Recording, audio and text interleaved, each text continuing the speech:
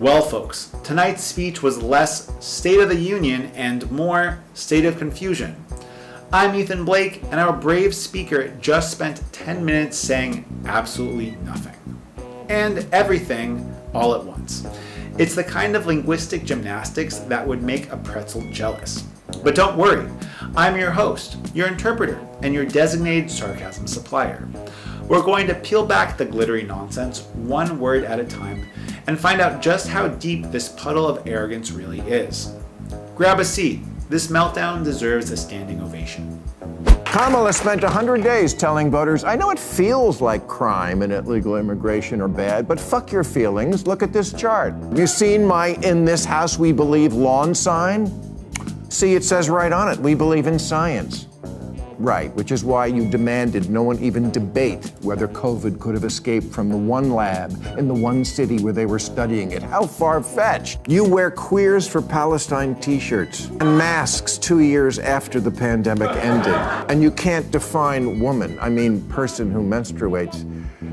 You're the teachers' union education party, and you've turned schools and colleges into a joke. We recently dropped a video exposing how Bill Maher, yes, the same hardcore leftist, completely tore into his own choice for president, Kamala Harris. But what we didn't get into was the juicy backstory behind that wild moment. Well, today's your lucky day because that's exactly what we're breaking down. Why did Maher suddenly go scorched earth on someone he once supported? And get this, he even threw a little praise Trump's way. Yeah, you heard that right. If you haven't subscribed yet, now's the perfect time. Hit that button so you don't miss a single drop. All right, no more hype. We're diving straight into the drama and unpacking why Maher is flipping the script in the most unexpected way. Harris would be the first woman president, first black woman president, and first Asian president. But I don't vote for who will be the first. I vote for who will win. And for whatever reason, Harris has never been popular. You can count the number of delegates she won in the 2020 primaries on one hand, as long as that hand has no finger. The first and most painfully obvious reason Bill Maher didn't vote for Kamala Harris? She was about as popular as a root canal, and not just with conservatives. Her own party was practically allergic to her. But did that stop her campaign team from pushing her on the public like the latest bad TikTok trend? Absolutely not. They rolled out every celebrity they could find, Mindy Kaling, Meghan Markle, Lizzo, hoping their star power alone could make Kamala seem likable. They staged influencer collaborations, awkward cooking segments, and even had her dancing on camera like that was the magic formula for winning elections. Maher, in classic fashion, saw right through the charade and joked, because what voters really want is a vice president with killer TikTok moves. Exactly. Still, some defenders insisted Kamala wasn't unpopular. She just didn't have enough time to campaign. Apparently, a few extra months would have turned her into a national sensation. Please, that excuse is as flimsy as her poll numbers. The real issue? Even if Joe Biden himself had taken her place, he would have belly flopped just as hard. Why? Because the Democrats' platform was about as appealing as a lukewarm glass of expired milk. Take their obsession with electric vehicle mandates, for instance. Essentially forcing Americans to give up gas-powered cars whether they wanted to or not. Newsflash, not everyone is jumping at the chance to drop Tesla-level cash just to flex eco-virtue at the next red light. And then there's their soft-on-crime stance. When shoplifters can walk out of stores like it's an episode of Supermarket Sweep, maybe, just maybe, something's wrong. Turns out voters aren't too jazzed about skyrocketing car prices and criminals getting a free pass. Who could have predicted that, right? But it wasn't just Kamala's unpopularity or the Democrats' tone-deaf policies that pushed Maher away. Another major reason? Her sheer incompetence. Yes, Maher, who once voted for her, now openly questions her capability to lead. And that's saying something. When even someone from your own ideological camp is calling you out, you know the wheels are coming off. Kamala wasn't just a weak candidate. She was a political liability, and not even the Hollywood glam squad could dress that up. In 3 years as vice president, she's been quieter than an electric car. Sometimes life isn't fair. It's not fair that she's not popular. She's intelligent and accomplished, and in fact was put in charge of the border. And look at how... Okay, bad example. Here is the rewritten version with 150 words, keeping the original meaning and tone intact. Beyond being wildly unpopular, Kamala Harris was, according to Bill Maher, alarmingly incompetent. And honestly, it's hard to disagree. She was handed one of the administration's most critical tasks, the border crisis, and, well, we all saw the results. Instead of addressing the issue directly, she treated it like a dreaded group project, rarely showing up and clearly uninterested. When she finally visited the border after months of mounting pressure, it felt more like a photo op than a real attempt at leadership. Her grand plan? Delivering vague speeches about root causes and staging half-hearted diplomatic meetings, including one where she told migrants, "Do not come." It was tone-deaf, superficial, and wildly ineffective. Maher didn't hold back in his criticism, and he wasn't wrong. If you think his take is too harsh, just watch the footage. It speaks louder than any commentary. Kamala didn't rise to the moment. She ducked it. What I was asking was it a mistake to kind of allow that flood to happen in the first place? I think the policies that we have been proposing are about fixing a problem, not promoting a problem. While illegal crossings surged and cities became overwhelmed, the rest of us were left wondering whether our so-called border czar even knew where the border was. Every time Kamala Harris was pressed on the issue, she responded with yet another incoherent word salad. Plenty of filler, zero substance. It was like watching a student desperately trying to hit a word count on an essay they hadn't prepared for. The border crisis wasn't just a policy failure, it was a warning sign, a glimpse into what America might look like if Kamala Harris ever held full executive power. And let's be honest, she didn't just fail, she flopped. Instead of stepping up, she dodged, deflected, and hoped the problem would fade into the background. But it didn't. People noticed. One of those people? Bill Maher, a lifelong liberal who couldn't ignore the dysfunction anymore. He called it out for what it was, an embarrassing abdication of responsibility. But incompetence wasn't the only reason Maher turned on Kamala. The third reason? Her dishonesty. He couldn't overlook how she repeatedly bent the truth, and neither could others. In fact, even CNN, yes, CNN, aired a brutal takedown where a journalist dissected Kamala's misleading statements piece by piece. When even friendly media stops covering for you, that's when you know the cracks are showing. And Maher, never one to hold his tongue, made it crystal clear. This wasn't leadership, it was spin, and the public had seen enough. Under Donald Trump, you criticized the wall more than 50 times. You called it stupid, useless, and a medieval vanity project. Is a border wall stupid? Well, let's talk about Donald Trump and that border wall. So remember, Donald Trump said Mexico would pay for it? Come on, they didn't. How much of that wall did he build? I think the last number I saw is about 2%. To fix the problem, you're doing this compromise bill. It does call for $650 million that was earmarked under Trump to actually still go to build the wall. I'm not afraid of good ideas where they occurred, Anderson. So you don't think it's stupid anymore? I think what he did and how he did it did not make much sense because he actually didn't do much of anything. We just talked about it. He didn't actually do much of anything. But you do want to build some wall. Kamala Harris was vocally opposed to Trump's border wall, until suddenly she wasn't. Back in her 2019 campaign, she mocked it as a medieval vanity project and slammed it as a pointless waste of taxpayer dollars. She even voted against funding it in the Senate, leaving no doubt about where she stood. But fast forward to 2023, and the Biden administration quietly approved new border wall construction in Texas. Why? Because, surprise, the border crisis wasn't magically solving itself.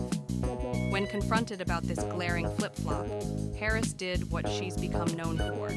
She deflected and denied. Enter Anderson Cooper, who actually challenged her during an interview. When he pointed out that the administration was literally building more wall, Harris flatly responded, "No, we're not." Cooper, probably holding back a sigh, reminded her that the Department of Homeland Security had already confirmed the project. It was classic Harris, caught red-handed, dodging the truth, and hoping no one would call her out. But people people did, Maher and millions of Americans were watching. They saw the hypocrisy, the gaslighting, and the unwillingness to take accountability. And that brings us to the fourth reason Bill Maher chose to roast his former pick for president: the stale, recycled policies that made Harris seem more like a walking DNC press release than a leader with vision. You wear Queers for Palestine t-shirts and masks 2 years after the pandemic ended. And you can't define woman, I mean person who menstruates. You're the teachers' union education party, and you've turned schools and colleges into a joke. What a shocker that the people who see everything through the lens of race and sex see their election loss as a result of racism and sexism. Kamala spent 100 days telling voters, I know it feels like crime and illegal immigration are bad, but fuck your feelings, look at this chart. Have you seen my "In This House We Believe" lawn sign? See, it says right on it, we believe in science. Right, which is why you demanded no one even debate whether COVID could have escaped from the one lab in the one city where they were studying it. How far-fetched. Democrats have become like a royal family that, because of so much incest, has unfortunately had children who are retarded. The left started pushing some of the most mind-bogglingly absurd policies, so outlandish that even lifelong liberals like Bill Maher had to pause and say, wait, what? It felt like a contest to see who could float the most ridiculous idea while still keeping a straight face. Take the issue of biological men dominating women's sports.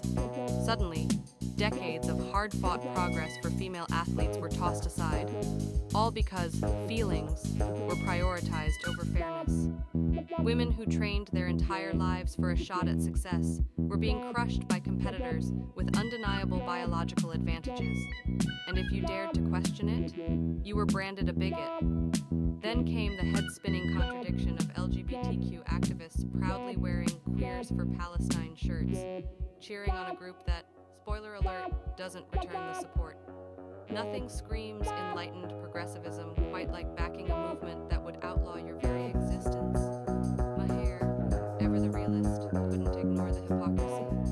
And finally, the last straw for Maher, Kamala Harris's infamous word salads. Whenever she was challenged or backed into a corner, she responded with a string of buzzwords and cliches that said a whole lot of nothing. It was incoherent, embarrassing, and deeply unserious. Proof that when it came time to lead, Kamala just didn't have the words or the weight. I think it's very important, as you have heard from so many incredible leaders, for us at every moment in time, and certainly this one, to see the moment in time in which we exist and are present, and to be able to contextualize it, to understand where we exist in the history and in the moment as it relates not only to the past but the future. The final reason Bill Maher absolutely roasted Kamala Harris? Her infamous word salads. Anytime she was cornered, on policy, leadership, or even basic geography, she'd start stringing together random phrases like a glitching AI chatbot. It was the verbal equivalent of shaking a magic 8-ball and hoping something coherent would come out. Now imagine Kamala as president, standing on the world stage, delivering a crucial speech, and no one understanding a single word. Diplomats exchanging confused glances, allies wondering if there was a translation error. And enemies? They'd be loving every second of it. Nothing screams strong leadership like a commander-in-chief whose sentences sound like a preschool storytelling session gone completely off the rails. Maher, like the rest of us, could see the disaster potential playing out in real time. If Kamala couldn't articulate a clear thought under mild questioning, how could she possibly navigate a real crisis? Answer: she couldn't. She'd simply word salad her way through it, hoping no one noticed. Spoiler: everyone noticed. At this point, you have to wonder if her own staff were secretly playing Kamala bingo, checking off boxes every time she said root causes or work together moving forward. Meanwhile, world leaders like Putin and Xi Jinping would be watching with glee, chuckling at the spectacle. Because what's funnier, or more tragic, than the world's leading democracy sounding like a bad improv skit? Maher didn't just criticize Harris, he exposed just how unserious and unprepared she truly was. Should Kamala Harris run for California governor in 2026 after polls show her leading? I'm going to give that a big no. She's had her chance several times. She should run far, far away. Yeah, I think Kamala Harris would make a great president of a university. Unfortunately for Kamala Harris, even Bill Maher doesn't believe she's fit to run for anything, not even governor of California, a state where Democrats basically win by default. And Maher didn't just raise doubts, he completely dismantled her rumored ambitions. He made it painfully clear, if Kamala couldn't handle the role of vice president, where her main responsibility was simply showing up, then running the nation's most dysfunctional state was far beyond her capabilities. Let's be honest, California is already a mess. Skyrocketing crime, out-of-control homelessness, and businesses fleeing the state like it's on fire. Does anyone seriously think Kamala would fix that? More likely, she'd respond to every crisis with another incoherent word salad while the state collapsed around her. Maher, a lifelong Californian himself, knows his state doesn't need more political theater. It needs real leadership, something Kamala has repeatedly failed to demonstrate. Even he wasn't buying what she was selling, and Maher wasn't the only one. Comedian and actor Rob Schneider also hilariously tore into Harris, pointing out that no one actually voted for her in the primaries. She was simply handed the position. His commentary echoed what many Americans felt. Kamala Harris wasn't chosen by the people. She was appointed. And it shows. Take a listen to what he had to say. All I know is that nobody voted for Kamala. They just said, okay, you're it. They did this in 2016. Bernie Sanders, he was the guy that got all the votes in the primary. Like, we just give it to Hillary. And in 2020, just everybody drop out, just give it to Biden. And then this year, it's like, everybody figured it out. His brain doesn't work. Let's just get Kamala. Here's what you have. You have somebody that nobody voted for, and you got somebody they tried to murder 2 times. I don't know which one's probably going to hold up democracy. It's true. No one actually voted Kamala Harris into power. She didn't rise through a wave of public enthusiasm. She was handpicked by the Democratic establishment, who somehow convinced themselves she represented the party's future. Rob Schneider summed it up perfectly when he said she's completely unfit to lead a democracy. And honestly, he's not wrong. She struggles to deliver a coherent sentence, let alone lead a nation through real challenges. Now contrast that with Donald Trump. He wasn't appointed. He earned his position through the support of millions of voters. He crushed the primaries and, remarkably, has survived 2 assassination attempts, proving he's not just politically resilient, but literally battle-tested. While Kamala was stumbling through interviews, delivering speeches that felt like a group project thrown together at the last minute, Trump was out energizing massive crowds, commanding attention, and reminding everyone why he remains a dominant force in American politics. The difference is stark. One was selected by insiders. The other was chosen by the people and continues to fight like it. She's better. No, let me tell you, Kamala, she does different accents, depending on where she is, down south. Let me tell you something. You boys better get it together here and vote. Save democracy. Black community, she's like, shit, let me tell you something, honey. Let me tell you right now, we ain't vote for Trump, I even saw her at a 7-Eleven going like, listen, it's very important that we vote for the Democrats. We're trying to save democracy here. We're trying to save democracy. For sure, you don't understand. You need to vote. You need to vote.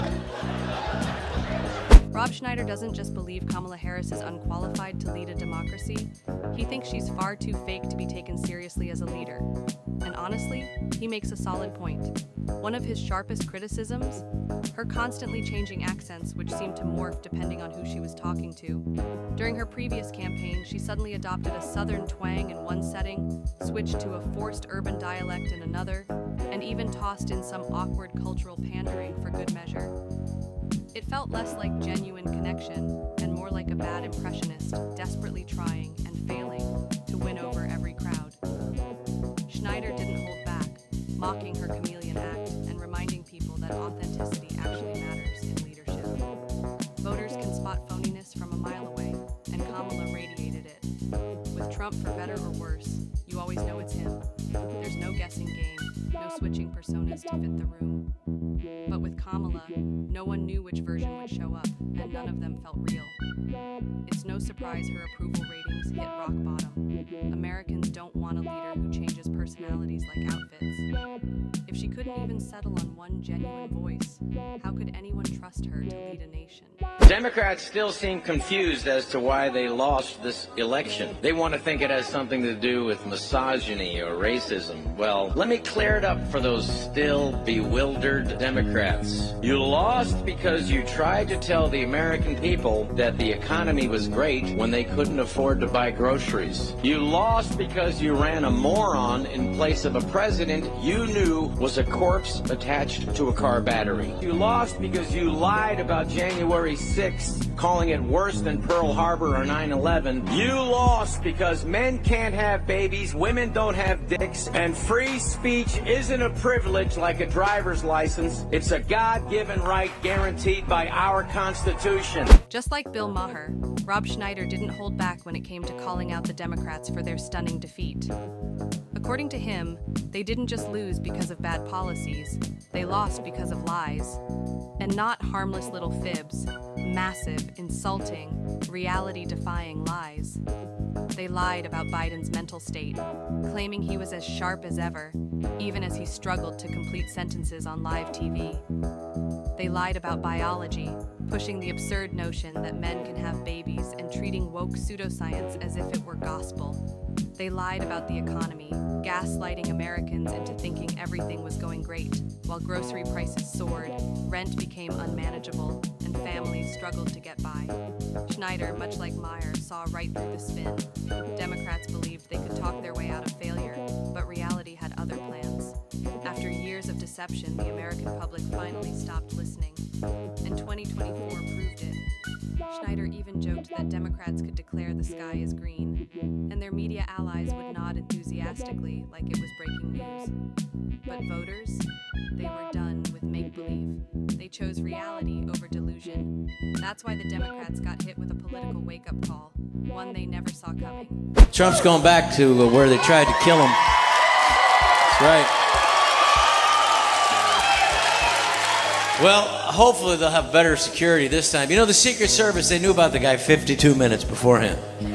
They have not released the audio from the body cam, and I don't think they ever will. But if they do, I bet it would sound something like this. You see that up there? What? Up there. He's got a gun. What do you think he wants? I don't know, it's not duck season. Hey, be careful. Don't aim over here. There's going to be people over here. The president's going to be right here in 52 minutes. It might sound like a joke, but there's a lot of truth in what Rob Schneider is saying. For years, the Democrats have pushed one of the most absurd narratives in modern politics, that Donald Trump is somehow the second coming of Hitler. Yes, they actually expected everyday Americans to believe that the guy who spent decades as a TV personality, cracked jokes on The Apprentice, and even received awards from civil rights groups, was the greatest threat to democracy since World War II. And they didn't just imply it, they pounded that message relentlessly. Hollywood elites, late-night comedians, and even so-called journalists all joined the chorus, repeating the same fear-filled talking points like a scripted drama. But But here's the catch. After years of crying fascist over everything, people stopped listening. When you start comparing standard immigration enforcement to literal genocide, your credibility vanishes fast. Schneider nailed it when he pointed out that if Trump were truly the dictator they claim, half of Hollywood wouldn't still have careers after dragging him for nearly a decade. That's why people with common sense appreciate voices like Schneider, because he calls out the nonsense without hesitation. He's not afraid to speak plain truth, especially when it means correcting a narrative built on fear and fiction. The woman that you're supporting, Kamala Harris, and her running mate Walls paper, they said that the free speech, they describe it as a privilege. Now, this is either they're constitutionally ignorant or they're knowingly false, because it is a guaranteed First Amendment right for all Americans. It is not a privilege like a driver's license. When you are born in America, you have the right to speak your mind, and it isn't the nice stuff that needs protecting. It's the stuff that everybody disagrees with. And it's the stuff that maybe is not nice, but that needs to be protecting too, because if someone's going to decide what free speech that you say and what I say, if it's going to be the government, they're always going to do what's best for the government. So we need to protect all speech, and I'm going to protect your right to free speech. I'm going to protect your right to vote any way that you want from the highest mountain. Always, I will do that. Rob Schneider didn't just argue. He schooled a Kamala Harris supporter on what free speech actually means. Because somehow, according to the modern left, free speech had evolved from a basic constitutional right into a conditional privilege. One you could only exercise if you repeated their approved talking points. Say something they didn't like? You're canceled. Question their narrative? That's misinformation. And who could forget the legendary Twitter showdown that exposed it all? You remember the moment when left-wing elites went into full panic mode as they realized they could no longer control the conversation.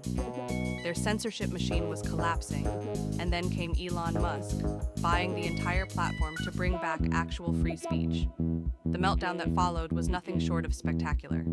To Rob, like millions of Americans, it was confirmation of what they already suspected. The left doesn't really want open debate, they want control. And when that control slipped from their hands, they didn't just lose the argument, they lost their minds. What could happen in LA? The chief of the fire department, she put this out on her website for the LA Fire Department. A gay man asked her, would you be able to carry my husband out in case of a fire? And she said, well, if I have to carry your husband out, he got himself in a bad spot.